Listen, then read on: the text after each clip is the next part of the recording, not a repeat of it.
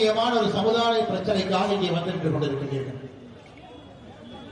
ஒரு மரத்துல ஒரு காய் கனியான பிறகு அந்த கனி மரத்திலிருந்து கீழே விழுந்தாக வேண்டும். இது உலகத்தினுடைய இயற்கையினுடைய நியதி. தமிழகத்தில் இன்னைக்கு 38 மாவட்டங்கள் இருக்கிறது. கடைசியாக 2020 மயிலாடுதுறை மாவட்டம் 38வது மாவட்டமாக பிரிக்கப்பட்டது. திராவிட முன்னேற்ற கழகம் ஆட்சிக்கு வந்து 4 வருடம் 10 மாத காலத்துல அந்த 38 மாவட்டத்தில் கூடுதலாக ஒரு மாவட்டமும் கூட சேர்க்கப்படவில்லை. பல ஆண்டு காலமாக இந்த பகுதியினுடைய மக்களுடைய எதிர்பார்ப்பு பாலதண்டாயுதபாணி சுவாமி முருகபெருமான் இருக்கக்கூடிய அந்த மண் உலகம் முழுவதும் பழனி என்று சொன்னால் தெரியாதவர்கள் தமிழினத்தில் யாரும் இருக்க முடியாது. அப்படிப்பட்ட ஒரு பெயர்.